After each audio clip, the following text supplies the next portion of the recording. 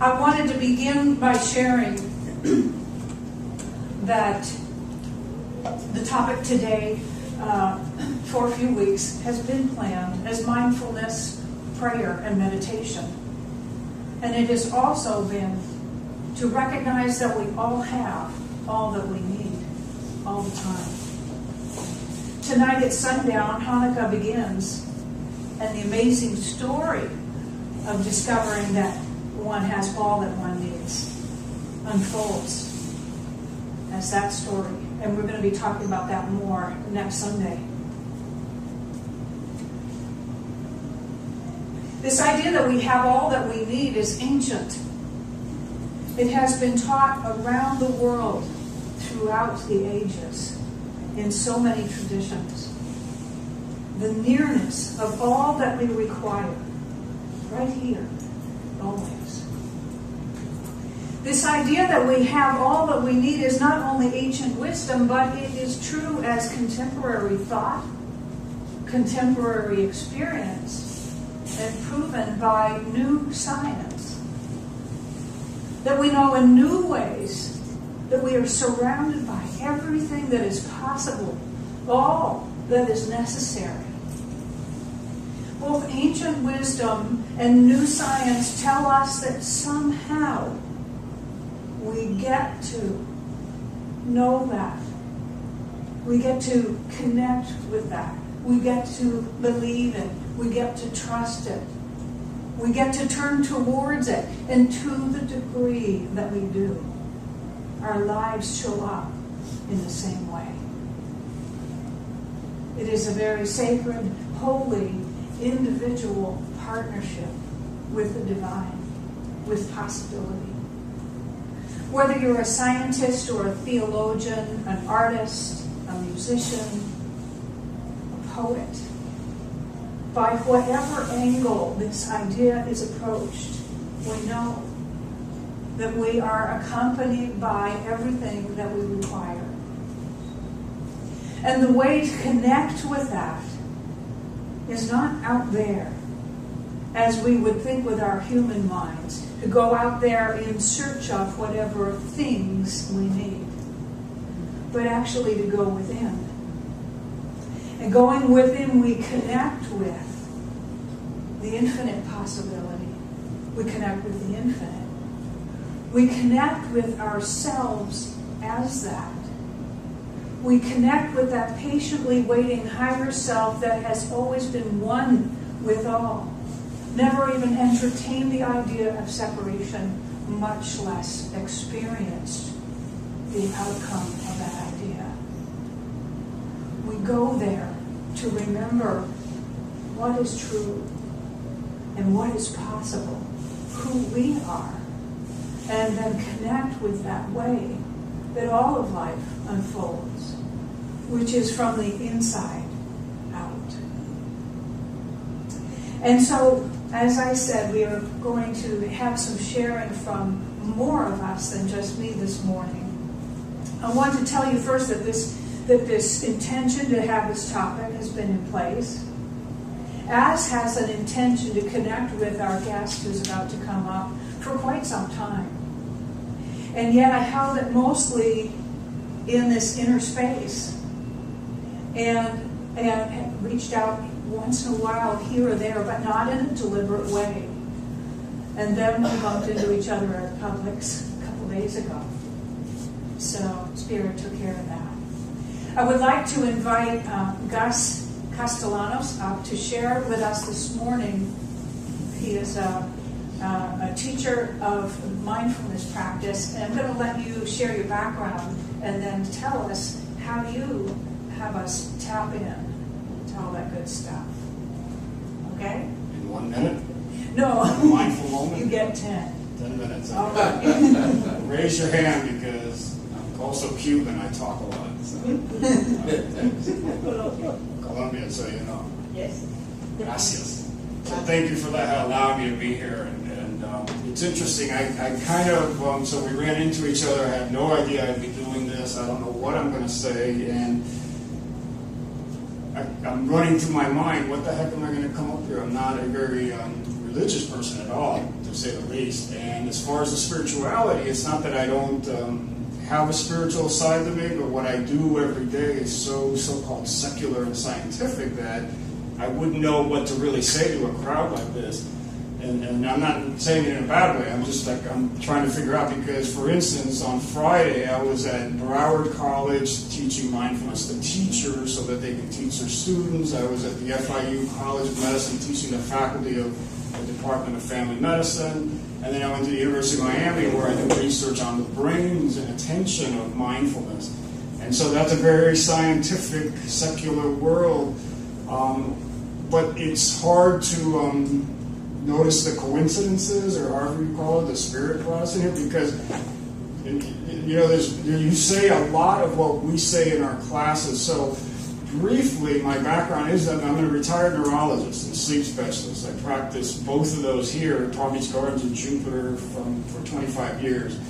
And then I became a mindfulness teacher. So I'm not real familiar with science of the mind. I've heard about it, but I'm thinking, boy, a neurologist that teaches mindfulness, that's a science of the mind right there.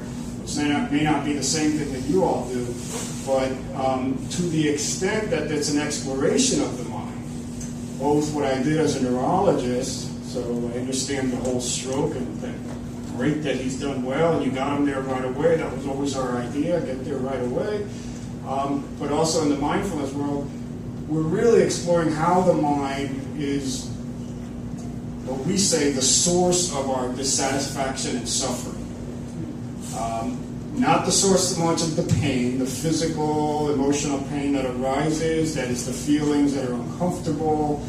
That may come from external issues. Somebody hits you and breaks your leg, that's a broken leg, that hurts. But the suffering that comes from the broken leg, the suffering that comes from the injustices in the world or whatever happened, tends to be perpetuated, if not created, by our mind. And mindfulness is an exploration of that, to reduce and to ease and to cease our suffering is sort of the attempt. And I'm glad that you put up there mindfulness, prayer, and meditation, because does anybody actually heard about mindfulness? Practice mindfulness? And so I'm not sure what you know of it, but it's really not a meditation. Mindfulness is not the same thing as meditation. Now, there are mindfulness meditations which we teach so we can learn to be mindful, but mindfulness is much more than simply a meditative practice. It's actually a way of being in the world, a way of being in our lives. Again, to notice how our mind is causing our suffering on a continuous basis. So I'm happy that it was split apart. Instead of just saying meditation equals mindfulness or mindfulness is meditation. So that's very useful. It comes from the Buddhist tradition. Now, I'm not a Buddhist, a Buddhist scholar. I don't hang out with Buddhists. I don't go to their temples and all that. And I'm not saying there's anything wrong with that. But because I teach mindfulness, I have to inform myself. So I do go to retreats where I'm learning mindfulness from the Buddhists and such. And again, it's a scientific exploration of how the mind works as more than a spiritual practice to transcend the ego or transcend the world or be in union with God or anything like that. There's nothing wrong with all that. That's not what this is. The intent of mindfulness, though, is to really see how the mind works. Now, that said, real quickly, like I said, I'm not a Buddhist, but my understanding is this was the core initial teaching of the Buddha when he woke up. And what he said, and I'm paraphrasing, he says to his monks something like, there is one thing that will get you relief of all suffering and lamentation and grief and give you joy and bliss and peace and liberate you and awaken you, and that is meditation on the four foundations of mindfulness. So even though I'll say it's sort of an exploration of the mind, it also can get you to that so-called liberated, awakened state. Some people may use the word enlightenment there, but the Buddhists call it awakening. Now, as a medical person, I learned this practice from a medical school. University of Massachusetts School of Medicine is a premier place that brought mindfulness to the West. In 1979, a person named John Kabat-Zinn brought the mindfulness Buddhist teachings that he found so powerful for himself. He said, we should offer this to a real suffering population. And At that time, he went into the healthcare arena. So he went to a medical school, and since then, that program has now been expanded to about 1,000 different medical centers around the world, including Jupiter Medical Center. Jupiter Medical Center, we had the program in 1998, and that's when I got exposed to it. I was told I was running the sleep center there, and my friend came to me and said, "Look, send your insomniacs to the mindfulness program, MBSR, as it's called, because it's good for insomnia and for pain, for this and that." And I said, "Look, I'm a traditional scientist. I don't believe in this woo-woo stuff. That's not for me, not for my patients. They're not going to like me if I send them there." And then he showed me the data from the University of Massachusetts and other places. So I said, "Okay, I'll send my patient." And then that doctor, who was a friend of mine, said to me, "And you should take the class because you're pretty stressed out." So I did. And I'll tell you that it was something very powerful that I learned. It was an 8-week course that I am now teaching. But I learned something in there, practicing of mindfulness, and it's a practice. It's a way of living. The more you do it, the more the benefit. The easiest way I can tell you how it feels is when I would send an insomnia patient there, many of them came back saying, "This is great, greatest thing in the world. You sent me there to get better sleep. I'm not sleeping any better, but I feel great. I don't even care if I'm not sleeping any better." And that's a big difference to what I was doing practicing medicine. Because everybody else wanted an instant cure, give me the pill, do the surgery, do something, get rid of my problem or else it's a failure. These people went in there and said, "I'm going in there with a problem. The problem's not being solved, but my life is enhanced." And that was the beauty of the mindfulness practices. And this is why I took it on as a personal practice, so that when I stopped practicing medicine in 2006, I went off for a couple of years, meditated quite a bit actually, and then someone suggested I should teach this. And so I began teaching in 2009. So for the last 6-7 years, I've been teaching mindfulness-based interventions, mindfulness-based stress reduction in a variety of settings. The main one actually is right across the street, right across PGA Boulevard here. It's called the Sari Asher Center for Integrated Cancer Care. So I teach there as it's open to the public, but I teach my classes there because it works very well. And I also teach at the University of Miami. I teach at Jupiter Medical Center. I've taught at hospice. I teach at prisons. It's very universal. It's very flexible and applicable to different populations. So the beauty of it is, like I say, is how much time do I have? Yeah, 5. 5 more. Okay. So the beauty of what you were saying, something about how we have it all within, it is a practice that we're going within, for sure. It's about going inward to notice again where the source of our suffering and our dissatisfaction with everything comes from inside. And we start every one of our classes with the statement, similar to what you were mentioning, there's more right with you than wrong with you no matter what's wrong. So when people come in with the cancer, with the high blood pressure, the relationship, financial issues, the teachers they're frustrated with their kids, the faculty of the Department of Family Medicine, the prisoners, all are coming in with an intention. We tap into that part which is right. They all come in with problems. They want to help with their problems, and we say, the problems can be handled by your doctors, by your clergy, by your therapists and all that. We're here to max out or tap into, if you've never done it, that part of which that got you here. You wouldn't be here if you didn't have all these other attributes. And people forget that. People tend to constrict their attention, their focus on my problem, my issue, my relationship, my financial, my this, my stress, and all that. So we then open that up and say, those are valid. We're not ignoring them or denying them, especially not denying them. But we're going to tap into something that which is around that got you to this point. So we always say that as long as you're breathing, there's more right with you than wrong with you, no matter what's wrong. And that's a big eye opener for most people, especially the healthcare, the patients. So, and it's also the other thing I like personally as a doctor, since I'm retired now, but I make no promises. So they come in, chronic pain, anxiety, stress, blah, blah, blah. And I say, hey, there's no promises here. Now, this mindfulness is not about feeling good. It's not about relaxing. It's not about quieting the mind. It's about being fully present in the moment by moment. And that means you're going to be with whatever's not so pleasant, as well as the pleasant, as well as the boring and the neutral. But we make no promises. We just say, if you follow these suggestions and do the work for the next 8 weeks, here's the report. And then I show them the scientific data. And there's a ton of scientific data out there on all kinds of health conditions, but it's also now being used in corporations, in prisons, and treatment centers.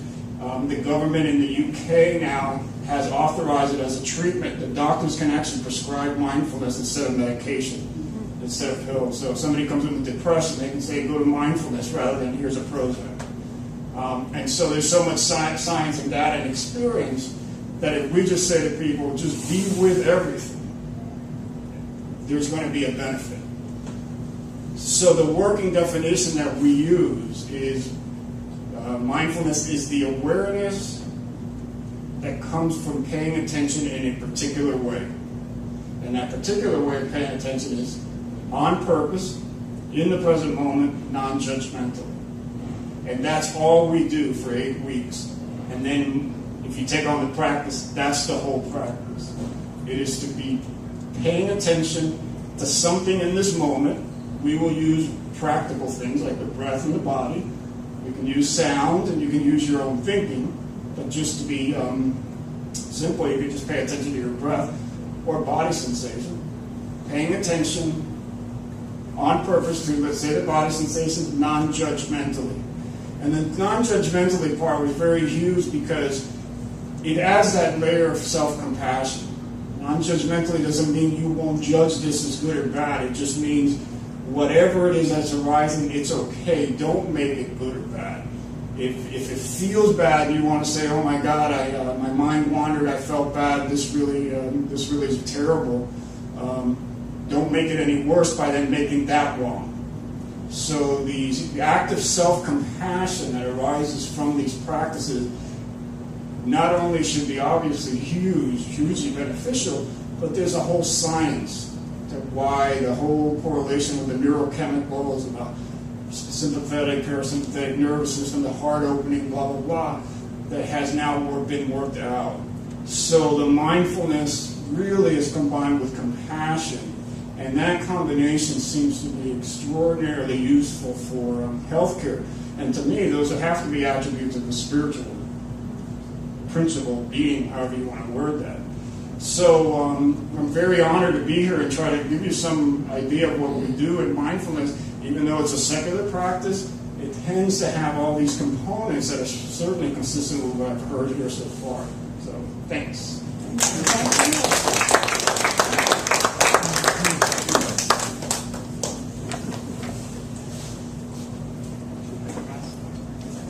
Thank you, guys. That was wonderful.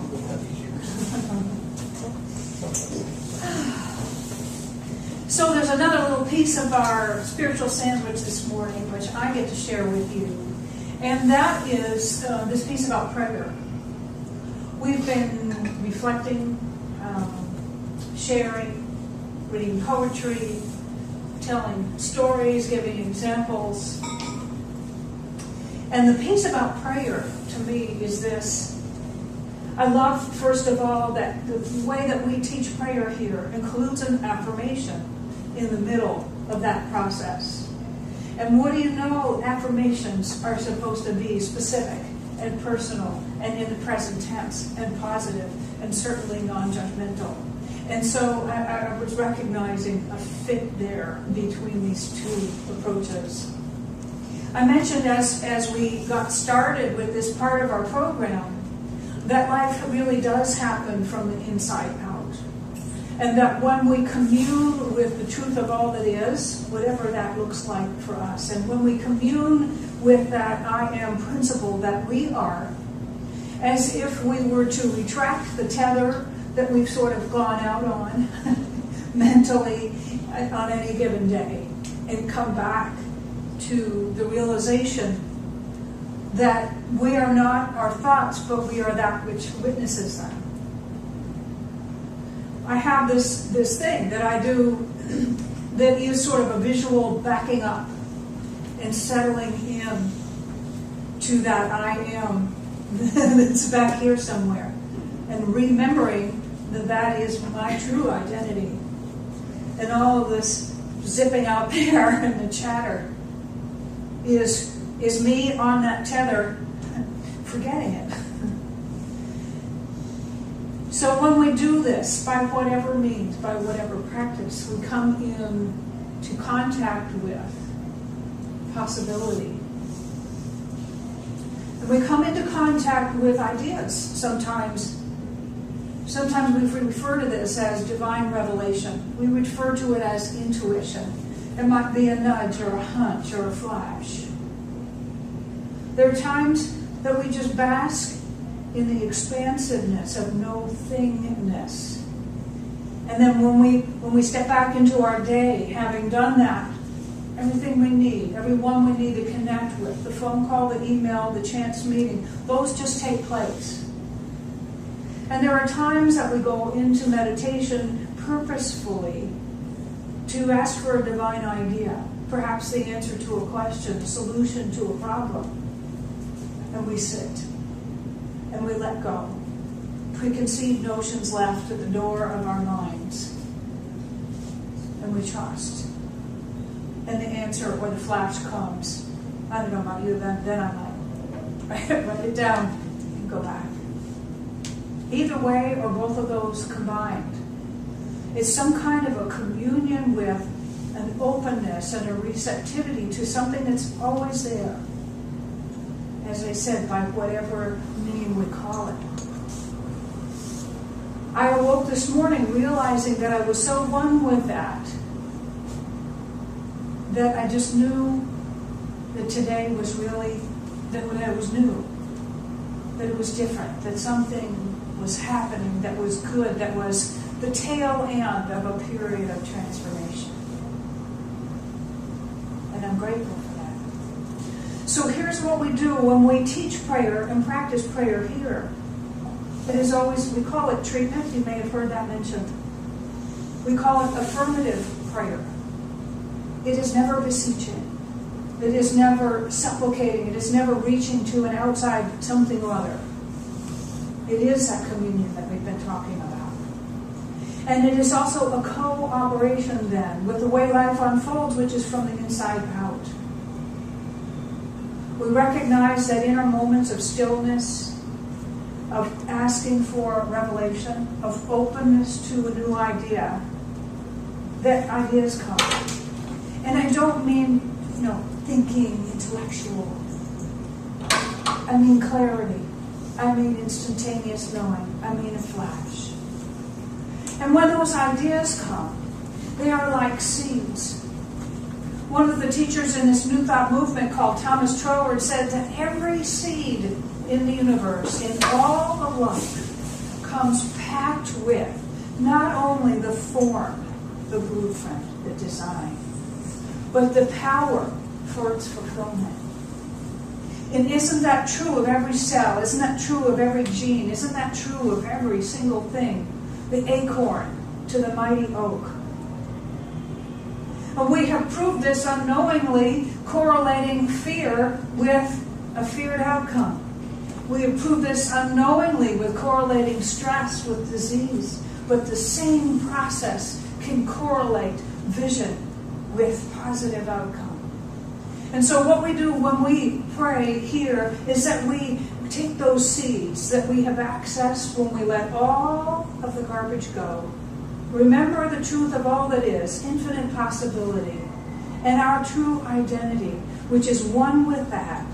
Tap into the Buddha, the Atman, the Christ, the I am principle, by whatever name you call it, and access an idea. And what we do is we plant that in the creative soil, the soul, the creative medium of the universe. This is where the law of cause and effect responds. This is where the creative part, the feminine receptive part of all creation responds to whatever is impressed upon it and produces accordingly. A perfect outpicturing, a perfect reflection of whatever that idea is that we put into it. And so what we do here is we explore how that works. We explore how that creative process unfolds. And we explore how we can participate in it consciously. So if you can imagine practicing mindfulness, practicing meditation, and then stepping into a prayerful process whereby you hold in mind this idea that you are one with the infinite, that is the truth of all life.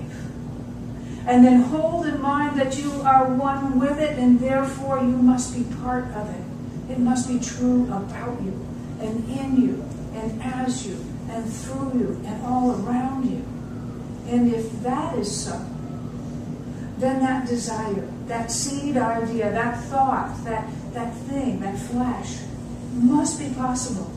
It must contain the form and the power necessary for its fulfillment. Just as the acorn contains the mighty oak, first as an idea. And so what we do then is we plant what we call affirmations in this third step of our affirmative prayer.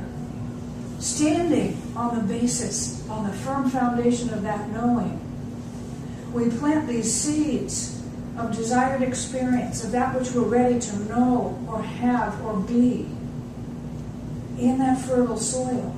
And the universe responds by producing accordingly. This is constantly going on. That is how we pray here. So can you not imagine that a practice of mindfulness, a practice of meditation, and a practice of affirmative prayer, knowing the greatest and the absolute as all that is and who you are, the world in which you live, aligning with the highest idea of both, would not, in fact, produce magnificent and extraordinary outcomes? This is how we participate in the spiritual practice of learning to live from the inside out. And this is how we participate in the unfoldment of life itself. And this is how, in this alignment, in this receptivity, and in this openness, we step into the new reality that is all that. And so it doesn't just come to us when we go apart a while. It shows up as us. It shows up as how things go in our days, in our relationships, in our work, in our healing, in our creativity, in everything. So what I'd like to do is just close us with an affirmative prayer and share with you how it is that we do that. So I'd like you to just close your eyes with me as we complete this part of our program and know this truth together. I recognize that Spirit, Creator, the I Am principle, the all that is all that. It is the unknowable and uncontainable, and every positive, affirmative, life-affirming, life-giving idea and sentiment of infinite intelligence and boundless overflowing love and perfect pure spiritual substance and immutable power. It is all that. And we are here. We are one with it, made by it, out of its image and likeness. There's nothing else that we can be or do or have or experience but this good. I recognize, therefore, that our lives are guided by this intelligence and this love. Nearer than our neck vein, closer than our hands and feet, as near as our breath. And that we are given everything that we require at every moment, that life itself meets every need, because every need is simply the emergence of a new expression of itself. And life is in harmony with itself, and we are part of that. So what we know is harmony, and what we know is unity. I recognize that our lives show up as this in every way, in every area, at all times. And because this is so, I know that we are blessed, and we are a blessing to all whom we meet. And in the collective, we are one. And so our upliftment is the universal upliftment. I give thanks for this, and I let these words go, knowing that they are so. And together, as we open our eyes, we say, and so it is.